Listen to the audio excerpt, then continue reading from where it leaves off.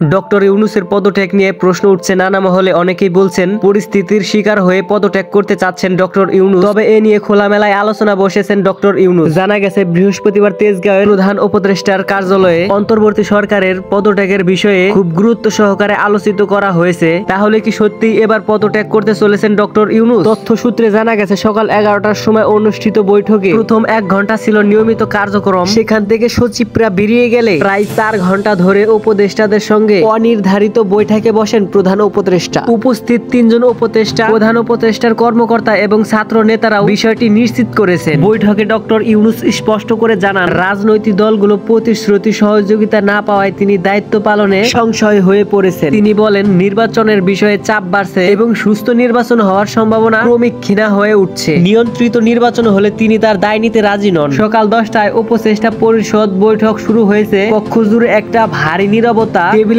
মাথায় বসে থাকা চেয়ারম্যানের হাতে ডক্টর ইউনূসের পদত্যাগের পত্র। তিনি চুপচাপ সেটি শুনলেন। সবাই স্তব্ধ। তার অবদান আমাদের চেয়ে ভালোভাবে আমরা জানি, এক সিনিয়র সদস্য বললেন। কিন্তু এই পদত্যাগ এটা শুধু একটা চিঠি নয়, এটা একটি বার্তা। কেউ বলল তিনি চাপের মুখে নত নন, বরং প্রতিষ্ঠা ও দেশের মঙ্গলের কথা ভেবেই সরে দাঁড়িয়েছেন। এটি সহযোগিতা। চেয়ারম্যান চোখ তুলে বললেন, এই সিদ্ধান্ত আমাদের জন্য পথ দেখাবে নীতি, দায়িত্বের এবং ভবিষ্যতের পথে। তো প্রিয় দর্শক, ডক্টর ইউনূসকে কি আমাদের দেশে দরকার, নাকি আগেই আমরা ভালো ছিলাম, সেটি অবশ্যই আপনারা কমেন্টে জানাবেন। আর ডক্টর ইউনূসকে নিয়ে আপনাদের যদি কোনো মূল্যবান মতামত থেকে থাকে তাহলে অবশ্যই সেটা কমেন্টে জানাতে পারেন। ভিডিওটা ভালো লাগলে অবশ্যই লাইক করবেন।